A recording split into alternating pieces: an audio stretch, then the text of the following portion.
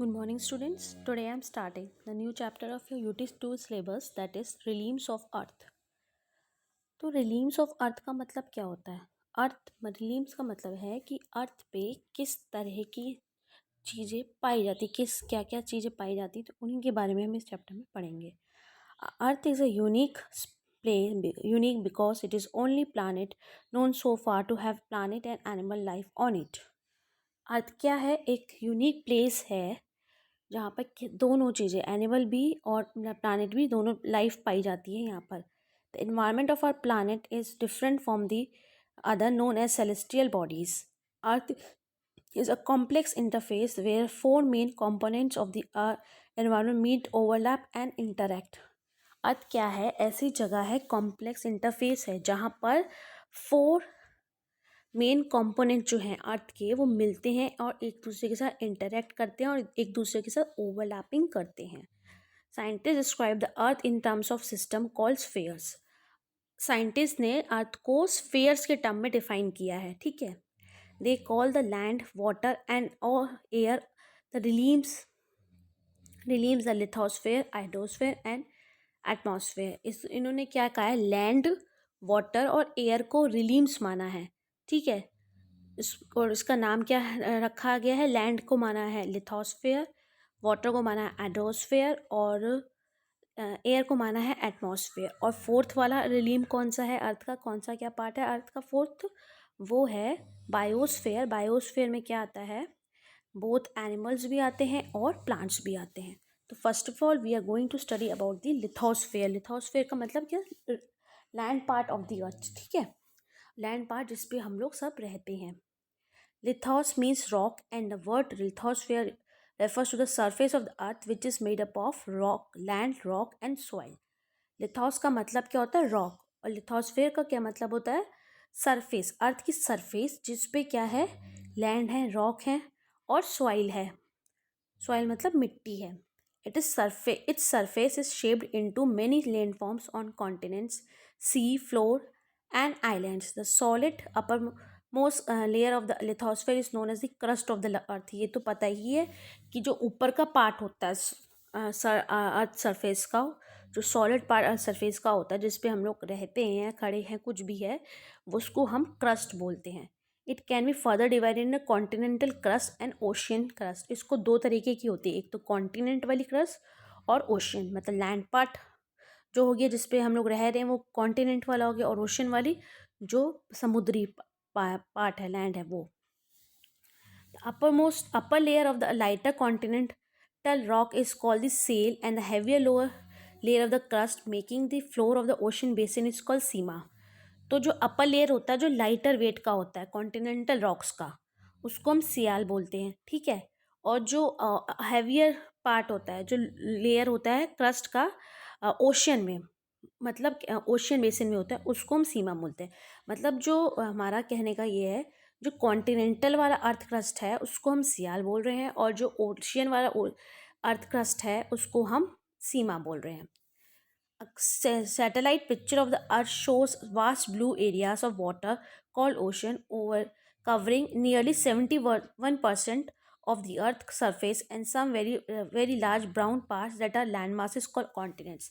अगर हम सैटेलाइट से अर्थ को देखें तो अर्थ पे क्या दिखता है कि ब्लू अर्थ दिखता है. ब्लू क्यों दिखता है? क्योंकि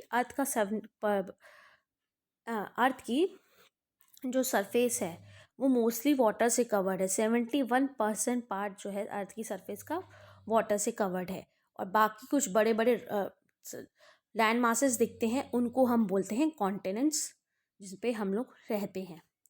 the continents project above the vast ocean like large islands. और उसमें ओशंस भी हैं और कॉन्टिनेंट्स में आइलैंड्स भी हैं. And island is a large space small piece of land surrounded by water all side. Island क्या होता है? आइलैंड एक लैंड का पीस होता है जिसके आसपास चारों तरफ पानी होता है. ठीक है. अब हम बढ़ते हैं कॉन्टिनेंट की तरफ. There are 7 continents the world. ये सबको पता है कि 7 कॉन्टिनेंट्स होते हैं. कौन कौन से हैं? और ये अर्थ के कितना पार्ट कवर करते हैं? कॉन्टिनेंट 29% अर्थ का पार्ट कवर करते हैं, बाकी 71% जो है पानी है, ओशंस है. They are. अब कॉन्टिनेंट कौन कौन से हैं? पहला एशिया, जिसमें हमारी इंडिया आती है. Africa, North America, South America, Europe, Australia and Antarctica. Almost 2/3 of the land lies to the north of the equator. जो क्या कहते हैं 2/3 में 2/3 लैंड का हिस्सा है इक्वेटर के अपर पार्ट पे है, जो नॉर्थ एरिया आता है उसमें है। ठीक है।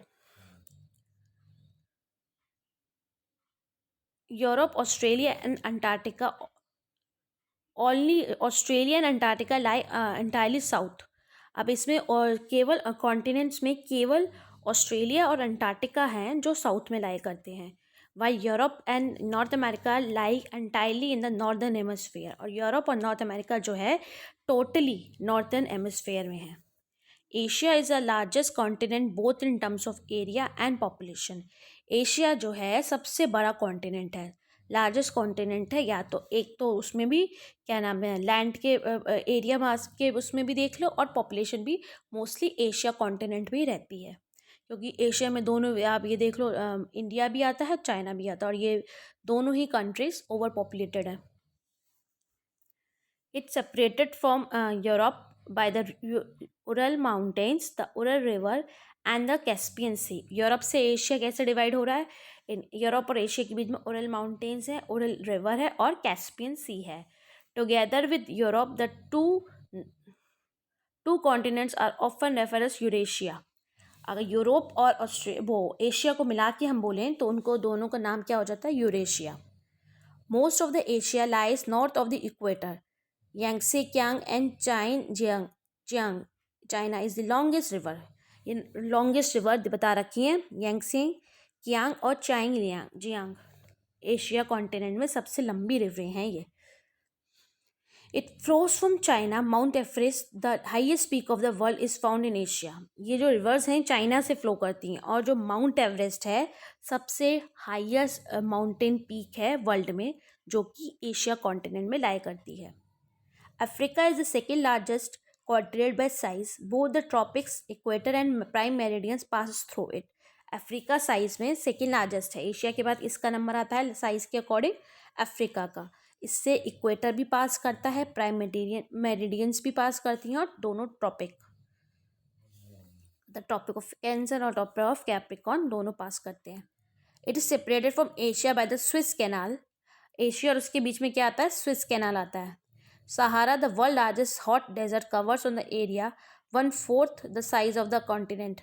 यहाँ पर सबसे हॉटेस्ट डेजर्ट है सहारा डेजर्ट, जिसका नाम सुना भी हो, और ये एशिया का वो अफ्रीका का कितना पार्ट कवर करती है? 1/4 पार्ट कवर करती है। One of the largest river the Nile originates near lake Victoria. यहाँ पर सबसे बड़ी रिवर वन ऑफ द है, मतलब सबसे बड़ी तो वो वाली थी जो एशिया में पड़ी।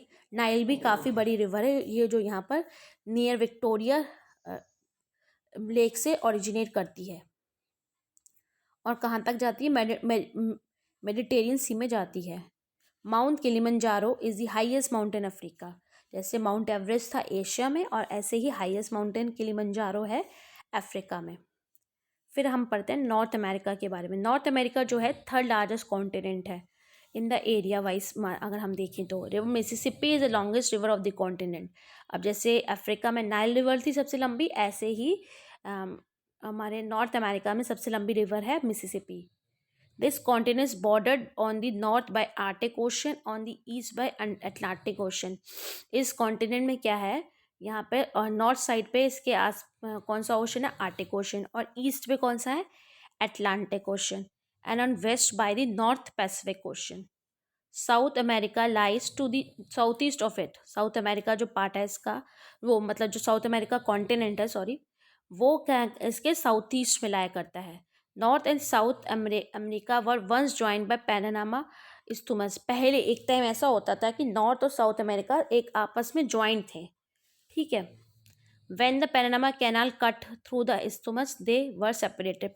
पैनामा कैनाल इनके बीच में से आ गया, इसी चक्कर में ये दोनों सेपरेट हो गए। South America ranks 4th in size. अब नॉर्थ अमेरिका के बाद कौन सा आया? साउथ अमेरिका, जो क्या कहते हैं 4th नंबर पे आता है, मतलब साइज के according. It is bordered on the west by Pacific Ocean. इसके आसपास वेस्ट साइड से क्या है? पैसिफिक ओशन है, और नॉर्थ साइड से, नॉर्थ एंड ईस्ट साइड से कौन सा ओशन है? अटलांटिक ओशन है। North America and the Caribbean Sea lie to the north west of the it. और कैरेबियन सी इसके नॉर्थ वेस्ट में लाई करती है। यहाँ पर सबसे लॉन्गेस्ट माउंटेन कौन सी है? यहाँ पर सबसे लॉन्गेस्ट माउंटेन है एंडीज माउंटेन, ठीक है। और यहाँ पर अमेजोन के जंगल हैं साउथ अमेरिका में। The world largest river, Amazon के जंगल भी है और यहाँ पर सबसे लंबी रिवर है अमेजोन, ठीक है। यूरोप अब आता है फिफ्थ कॉन्टिनेंट। यूरोप साइज के अकॉर्डिंग फिफ्थ पे है ये, और Europe six Europe is the six largest continent. It is bound by the north by Arctic Ocean. नॉर्थ में क्या है यहाँ पर? इसमें आर्टिक ओशन है। West by the Atlantic, west में अटलांटिक है, और साउथ में यूरोप वो है मेडिटेरियन सी है। The Ural mountain separate Europe from Asia. जो इसमें जो क्या कहते हैं यूरल माउंटेन है, एशिया और यूरोप को सेपरेट करते हैं। Mount Elbrus is the Russia में जो है माउंट एल्ब्रस ही सबसे लार्जेस्ट माउंटेन है यहाँ की। The Danube is the most significant river. यहाँ की रिवर कौन सी है? Danube. The Volga is however the longest river in the Europe. Europe में सबसे लंबी रिवर क्या है? Volga. The Caspian Sea the world largest lake. Caspian Sea सबसे लंबी लेक भी यही है। It is actually regarded as inland sea. इसको इनलैंड सी बोलते हैं। इनलैंड सी मतलब जो धरती के अंदर है, ठीक है। फिर हमारा आता है ऑस्ट्रेलिया। ऑस्ट्रेलिया क्या है? Seventh continent. इसको आइलैंड कॉन्टिनेंट कहते हैं। It is surrounded by all sides by ocean. इसके आसपास पूरे पे ओशन है, तो इसलिए तभी इसको आइलैंड कॉन्टिनेंट बोलते हैं। भाई आइलैंड क्या होता है? भाई आइलैंड वही होता है एक लैंड का टुकड़ा जो आसपास चारों तरफ से सराउंडेड है वाटर से। तो ये इसके केस में सेम है, तो इसलिए इसको आइलैंड कॉन्टिनेंट बोलते हैं। It is the smallest continent. ये सबसे छोटा कॉन्टिनेंट है Australia. The north east coast has the world largest coral reef called the Great Barrier Reef. जो नॉर्थ ईस्ट कोस्ट है वहाँ पर सबसे बड़ी कोरल लीफ है जिसको हम बोलते हैं ग्रेट बैरियर लीफ। इसका शायद नाम आप लोगों ने सुना भी हो। An important mountain range that runs along the east coast is the Great Dividing Range. यहाँ पर ये सबसे इंपॉर्टेंट माउंटेन रेंज है, इसको हम बोलते हैं great Dividing range. When New Zealand and nearby islands are included in the continent, it is referred to as Australia Sea. Australia Asia. अगर न्यूजीलैंड भी इसके साथ मिला दिया तब इसको हम बोलते हैं Australia. After the continents refer to as down under. इसको फिर उसके बाद डाउन अंडर बोलते हैं। फिर सबसे लास्ट में आता है एंटार्क्टिका, जो कि बहुत ही आइस कॉन्टिनेंट भी कहते हैं, जहाँ पर सिर्फ आइस ही आइस रहती है, जो कि साउथ पोल पे है। It is permanently cover with the thick sheet of snow and ice wells ऐसे कॉल्ड वाइट कॉन्टिनेंट। इसलिए इसको वाइट कॉन्टिनेंट भी बोला जाता है। क्यों? क्योंकि ऑल टाइम यहाँ पर आइस रहती है और आइस का कलर क्या होता है? वाइट होता है, इसलिए इसको वाइट कॉन्टिनेंट भी बोलते हैं। Many countries including India have scientific research stations there. इस पर कोई लाइफ नहीं रहती है, बस यहाँ पर लोगों ने जो कंट्रीज़ हैं यहाँ पर रिसर्च स्टेशन डेवलप कर रखे हैं। वैसे कोई रिहायशी एरिया नहीं है ये, ठीक है। अब हम पढ़ते हैं इम्पोर्टेंस ऑफ लिथोस्फीयर, मतलब लैंड एरिया का इम्पोर्टेंस क्या है। The lithosphere is important as it has a thin layer of soil that is formed on the surface and land and contains nutrients that are essential for plant growth. ये important क्यों है? क्योंकि इसके ऊपर lithosphere में क्या होता है? सॉइल होती है, जो कि बहुत ही इंपॉर्टेंट है लैंड के प्लांट के ग्रो के लिए। अगर सॉइल नहीं होगी तो प्लांट ग्रो नहीं करेंगे और क्रॉप्स ग्रो नहीं करेगी, जो और हमें खाना नहीं मिलेगा। We live on land. अब लैंड का क्या मतलब? लिथोस्फीयर की और क्या इंपॉर्टेंस? अभी हम रहते ही लैंड पे हैं, फैक्ट्रीज भी यही लैंड पे ही हैं, सारी की सारी ब्रिजेस भी हैं, रेलवे लाइंस भी हैं, तो इतनी सारी इंपॉर्टेंस है इसकी लिथोस्फीयर की। Then moving to hydrosphere. Hydrosphere मतलब वाटर वाला पार्ट अर्थ का। Hydrosphere is a realm of earth which is made of up of water bodies like oceans, seas, lakes and ponds. Hydrosphere में क्या आता है? सारी ओशन, लेक, सीज और ponds आते हैं and rivers also.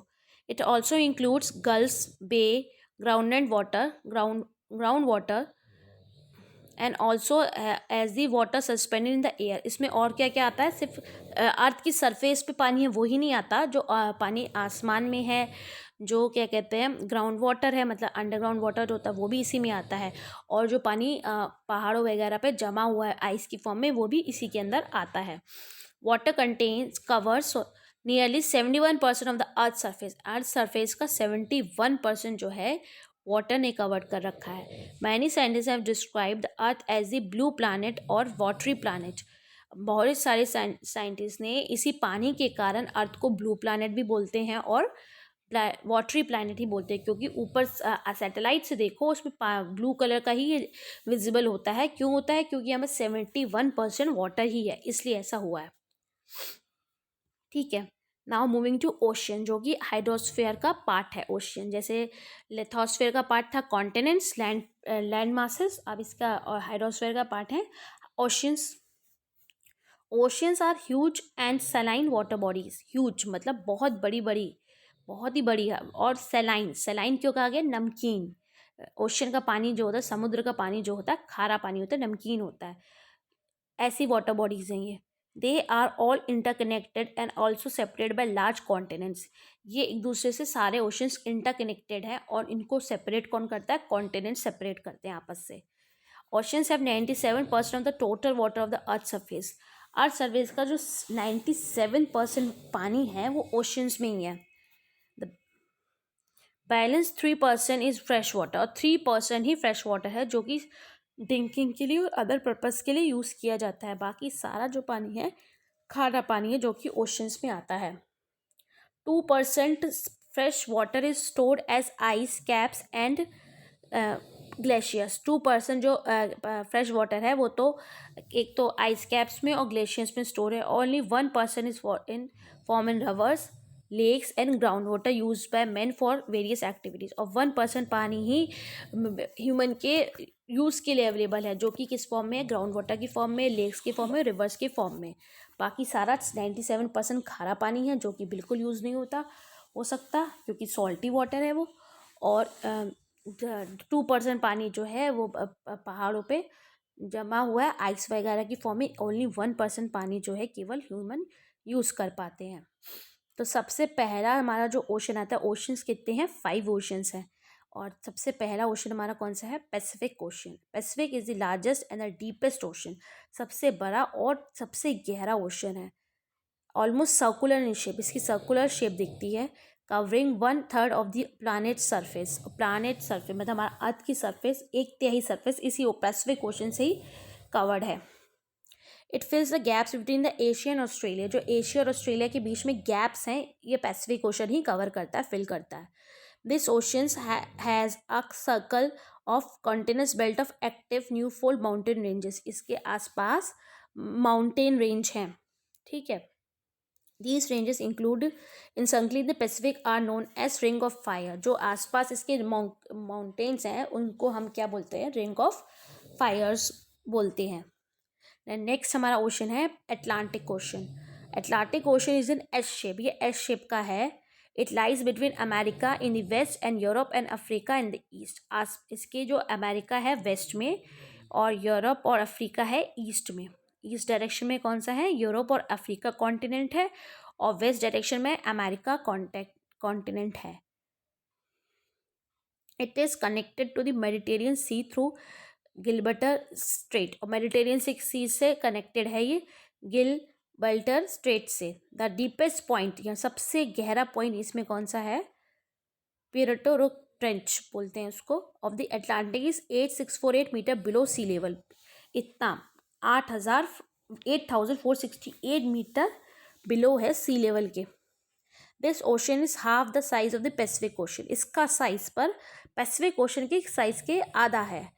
A submerged mountain range called the Mid Atlantic Ridge stretches from beyond island in the north to Antarctic and south. ये वाली जो माउंटेन रेंज है जो अभी मैंने बताई, उस वो क्या कहते हैं? नॉर्थ से अंटार्कटिक को सराउंड करी हुई है ओशन को। इंडियन ओशन, थर्ड ओशन आता है इंडियन ओशन। इसका क्या कहते हैं? शेप क्या है? ट्रायंगुलर शेप का है ये। पहले हमारा पैसिफिक ओशन था जो कि सर्कुलर शेप का था, ये फिर हमारा आया अटलांटिक ओशन जो कि एस शेप का था। अब आया हमारा इंडियन ओशन जो कि कौन सी शेप है? इसकी शेप है हमारी triangular shape. It stretch from Kanyakumari the southern tip of the India main land to the Antarctic around the south pole. Kanyakumari से लेकर अंटार्कटिक तक ये फैला हुआ है साउथ पोल में। It is a grape. इसका डीपेस्ट पॉइंट कहाँ पर है? जावा ट्रेंच है, जो कि 7725 मीटर नीचे है सी लेवल के। It is the only ocean to be named after a country. इसका नाम, ये एक इकलौता ओशन है जिसका कंट्री के बाद मतलब कंट्री जैसा नेम है। फिर हम आता है Arctic Ocean. Arctic is the smallest, shallowest and northern most of all the ocean. ये सबसे छोटा और शैलो मतलब कम गहरा और सबसे नॉर्थ में पड़ता है ये ocean. It surrounds the north pole and island that border it all are Eurasia, Greenland and several islands. इसके आसपास जो आइलैंड्स है, यूरेशिया है, ग्रीनलैंड है और बतेरी आइलैंड्स हैं। This is the only ocean that does not have a trench. ऐसा ये ओशन है यहाँ पर जो इसमें ट्रेंच नहीं है। During what winter it freezes completely. Winter season में बिल्कुल जम जाता है, बिल्कुल पूरा फ्रीज हो जाता है। समर में आइस मेल्ट होती है और वो आइसबर्ग जो होते हैं, बड़े बड़े आइस के टुकड़े इसमें फ्लोट करने लगते हैं। देन है हमारा Antarctic Ocean, also known as Southern Ocean. फिर है अंटार्कटिक ओशन जिसको हम सर्दर्न ओशन भी बोलते हैं। इस formed by merging of southern parts of the Pacific, Atlantic and Indian ocean. ये कैसे बना है? सर्दर्न पार्ट मतलब साउथ पार्ट जो पैसिफिक ओशन के थे और अटलांटिक और इंडियन ओशन के साउथ पार्ट को मिला के बना है। It is the fourth largest ocean. ये फोर्थ लार्जेस्ट ओशन है। और सबसे फिफ्थ पे कौन सा आता है? Arctic ocean. It remains frozen for a major part of the year, due to which trade and travel across it remain limited. काफ़ी टाइम तक ये भी फ्रोज़न ही रहता है, इसी कारण जो इसके अक्रॉस ट्रेड वगैरह होता है वो भी लिमिटेड ही रहता है। अब कुछ अदर वाटर बॉडीज़ के बारे में पढ़ते हैं ओशंस के अलावा। और वाटर बॉडीज़ ओशंस के अलावा कौन कौन सी? सीज़ हैं, लेक्स हैं, रिवर्स हैं।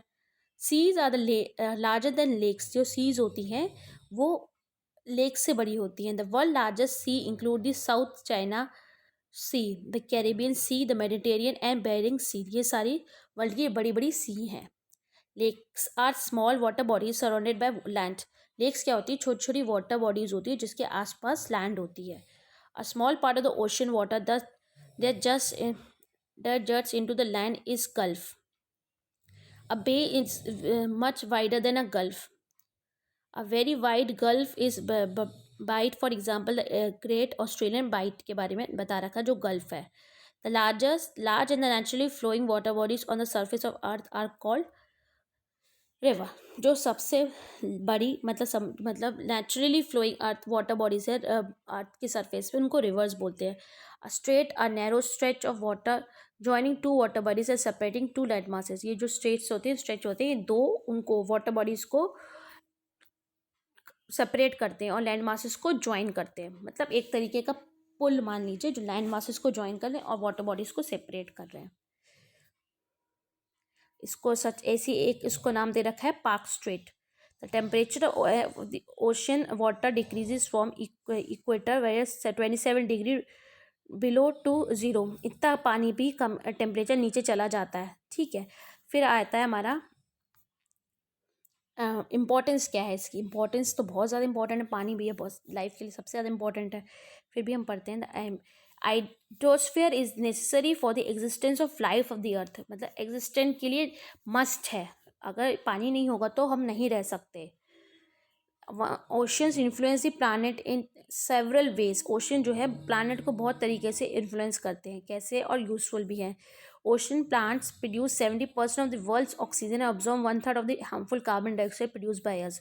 जो ओशंस में प्लांट होते हैं वो 70% ऑक्सीजन प्रोड्यूस करते हैं जो कि हम लोगों को नीड है, और जो कार्बन डाइऑक्साइड जो हम लोग रिलीज़ करते हैं वो यही ऑब्जॉर्व कर लेते हैं।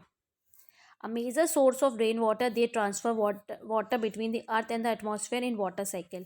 और रेन वाटर इसका मेजर सोर्स है वाटर का कन्वर्ट करना और वाटर साइकिल चलाने का। A habitat to marine organism, और ये भी है जो ओशंस है इसमें मैरिन ऑर्गेनिजम्स रहते हैं, मैरिन एनिमल्स रहते हैं जो पानी के अंदर ही रहते हैं। They provide products like seaweed, sea food. और जो हमें क्या मिलता है वहाँ से सी फूड मिलता है, सीवीड्स मिलते हैं। सीवीड्स मतलब छोटे छोटे प्लांट्स जो इंपॉर्टेंट होते हैं। And many minerals like salt मिलता है सी के अंदर से, मैग्नीज मिलता है, और पेट्रोलियम, मेन तो पेट्रोलियम निकलता है, नेचुरल गैस निकलती है सी बेड के से ही। Ocean provide low cost transport and promote trade. Ocean के थ्रू लो कॉस्ट ट्रांसपोर्ट भी होता है, मतलब सामान का एक कंट्री से दूसरी कंट्री में जाना भी होता है ओशन के थ्रू ही। They are the ultimate site for deposition of sediments brought by the rivers. और यहाँ पर सब तरीके की जो सेडिमेंट्स रिवर्स लाती है यहाँ पर जमा हो जाते हैं। नेक्स्ट हमारा रिलीम है एटमॉस्फेयर। एटमॉस्फेयर क्या आता है? एयर का एनवलप जो हमारी अर्थ को कवर किए हुए है। Envelope of air surrounding the earth is called the atmosphere. It is a colorless, odorless, and tasteless blanket of gases which extends up to 1600 kilometre from the ground. इसमें कौन कौन ऐसी गैसेस हैं जो कलरलेस है, दिखती नहीं है, ओडरलेस है, ओडरलेस मतलब स्मेल कोई नहीं आती और ना ही उनका कोई टेस्ट है। ये अर्थ की सतह से 1600 किलोमीटर ऊपर तक एटमॉस्फेयर ही पाया जाता है। ठीक है, और ये रुका क्यों हुआ? अर्थ की ग्रेविटी के कारण इस तरीके से एटमॉस्फेयर इससे बाउंड रहता है अर्थ से। The atmosphere is mixture of gases such as nitrogen. Atmosphere में कौन कौन सी गैसेस है? सबसे मेन इंपॉर्टेंट पार्ट है एटमॉस्फेयर की गैस नाइट्रोजन का जो 78% है, फिर देन 21% ऑक्सीजन है and other in small quantity such as, और दूसरी गैसेस कौन कौन सी हैं? Carbon dioxide, hydrogen, helium and argon जो एटमॉस्फेयर में पाई जाती हैं। Most of these gases are concentrated in lower layers of the atmosphere up to 8 kilometers above the ground. Mostly जो गैसेस है मतलब 90% गैसेस जो हैं अर्थ के सरफेस के ऊपर ही रहती हैं, मोस्टली 8 किलोमीटर तक ही रहती हैं। It also has water vapour and dust particles. Atmosphere में और क्या क्या आता है? वाटर वेपर आता है और डस्ट पार्टिकल्स भी आते हैं। सो इसी से राउंड क्लाउड्स बनते हैं और रेन होती है। ठीक है, different layers of atmosphere can be identified on the basis of characteristics such as gaseous content and temperature. इसके भी layers होते हैं एटमॉस्फेयर के, उसको कैसे आइडेंटिफाई करते हैं हम? कौन कौन सी गैसेस हैं और कितना टेम्परेचर है यहाँ पर। Although they are no distinct boundaries नहीं है इनकी लेयर्स की कि दिखें सही सही। The temperature within the troposphere decreases at the rate of 1 degree Celsius for every 165 kilometres. मतलब सबने पता ही कि इस एटमॉस्फेयर के कौन कौन से पार्ट होते हैं। सबसे पहला है ट्रोपोस्फेयर, फिर स्ट्रेटोस्फेयर, फिर मीजोस्फेयर, आयनोस्फेयर, ठीक है, फिर एक्सोस्फेयर। 5 पार्ट्स हैं। तो जो टेम्परेचर जो है सबसे उसके ऊपर आता है ट्रोपोस्फेयर जो अर्थ की सरफेस के पास है, तो उसमें हम 1 डिग्री टेम्परेचर कम होता जाता है जब हम 165 मीटर बढ़ते हैं ऊपर की ओर। This is called the normal lapse rate of temperature. इसी को normal lapse of rate of temperature बोलते हैं। लैप्स का मतलब गिरना टेम्परेचर का। Layer from the ground upwards are troposphere. अब लेयर्स कैसी हैं? सबसे पहले ग्राउंड से स्टार्ट करेंगे हम। सबसे पहले ट्रोपोस्फेयर आई, फिर स्ट्रेटोस्फेयर, फिर मीजोस्फेयर, फिर आयनोस्फेयर और फिर थर्मोस्फेयर एंड देन एक्सोस्फेयर। ये वाली ऐसी लेयर्स हैं। ठीक है, फिर इम्पॉर्टेंट क्या है एटमॉस्फेयर के? इम्पॉर्टेंट तो बहुत है। एयर के बिना हम जी ही नहीं सकते, रह ही नहीं सकते। Oxygen and nitrogen our life giving gases for the animal and the plant living life. या ऑक्सीजन नाइट्रोजन प्लांट और एनिमल्स की लाइफ के लिए बहुत ही इंपॉर्टेंट है। Oxygen helps in the process of burning. Oxygen जो है हेल्प करती है बर्निंग के प्रोसेस में।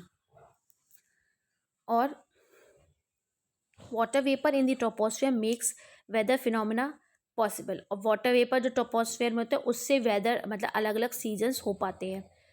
The atmosphere act like a blanket as it keeps the earth's atmosphere warm by trapping the incoming solar radiation and by not allowing the heat to return to the space. ये blanket की तरह काम करता है atmosphere अर्थ के लिए। इसे क्या करता है? जो स्पेस से मतलब जो सन से वो आ रही है, रेडिएशंस आ रही है, सोलर रेडिएशंस आ रही हैं, उनको ट्रैप कर लेता है और उसको अर्थ की तरफ प्रोटेक्ट करके रखता है। ठीक है, it protect us from the harmful solar radiation. और ये हमको बचाता भी है। ब्लैंकेट हो गया ना, सोलर रेडिएशन जो हार्मफुल यूवी रेडिएशन आती है उनसे भी बचाता है। और solar radiation, UV radiation, earth is protected from the impact of millions of meteors that falls from the space by atmosphere. और इसके कारण मीटियोर जो गिरते रहते हैं उनसे भी अर्थ बचा हुआ है। The atmosphere is also a medium for sound waves to travel. और इसी के थ्रू ये मीडियम है, साउंड वेव्स ट्रैवल करती है कि हम एक दूसरे की बात सुन पाते हैं। ठीक है, नेक्स्ट आता है हमारा रिलीम बायोस्फेयर। बायोस्फेयर का मतलब क्या होता है? वो पार्ट अर्थ का सरफेस का जो मतलब लाइफ है, जिंदा चीज़ें हैं।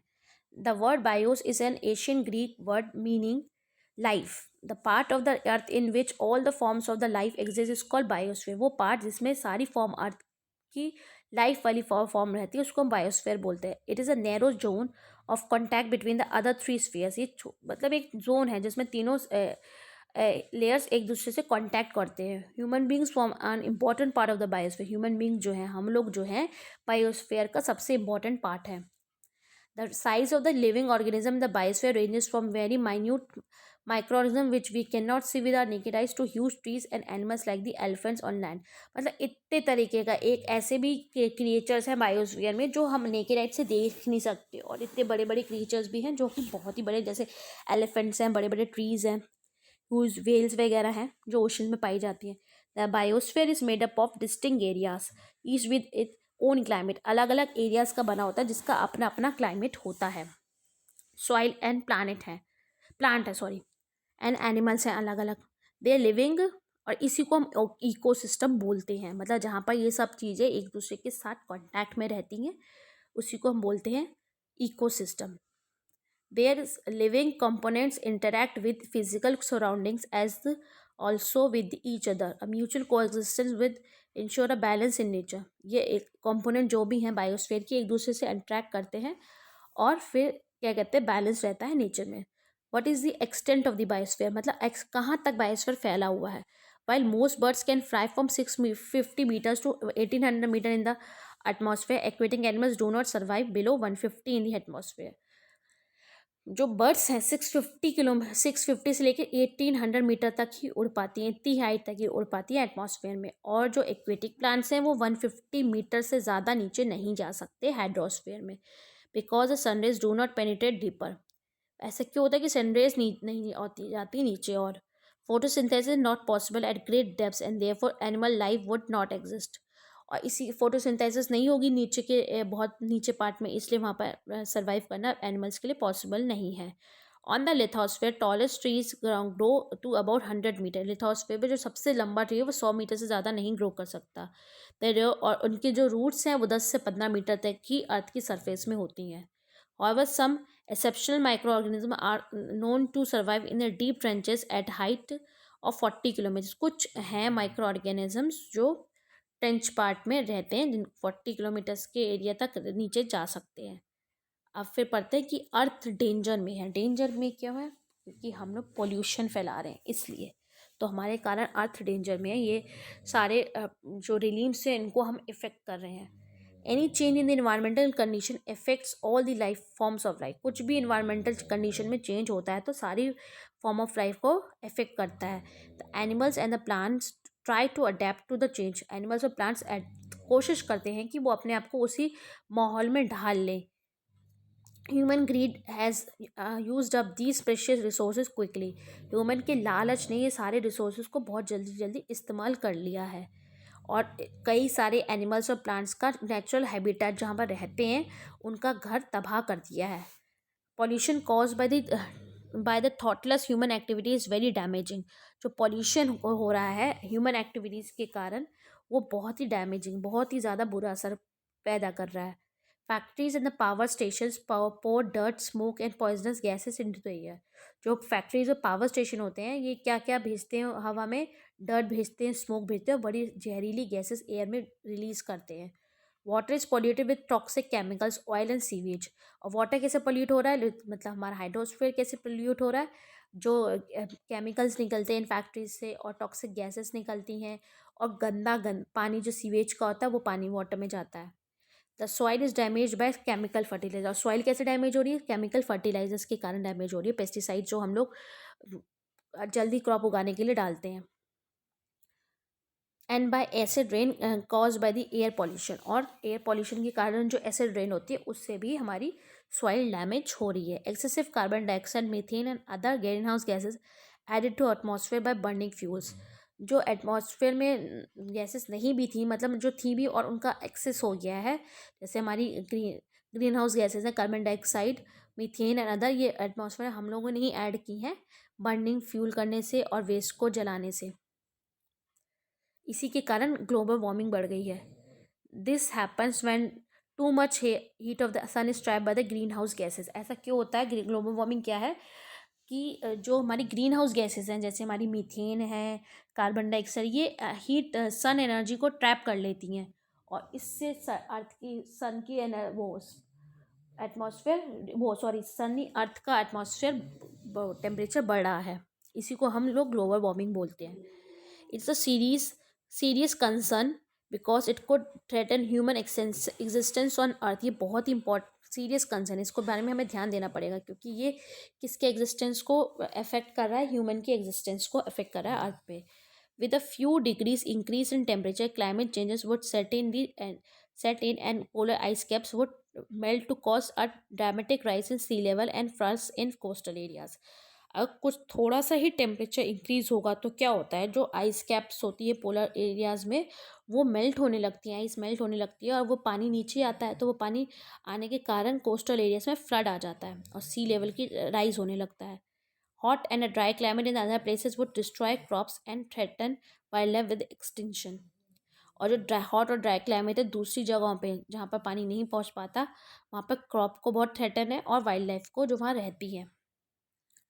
Therefore, it is important to be more constructive, conservative and preserve the earth resource for future generation. इसलिए बहुत ज़रूरी हो जाता है कि हम कंजर्वेशन करें और प्रिजर्व करके रखें ये जो नेचुरल रिसोर्सेज है अपनी फ्यूचर जनरेशन के लिए। If all this is not checked well in time, अगर इसको हमने टाइम से सही नहीं किया, the relieves of earth would get face great danger. जो रिलीव्स ऑफ अर्थ हैं वो डेंजर फेस करेंगे आने वाले समय में। With this your chapter is complete. Thank you.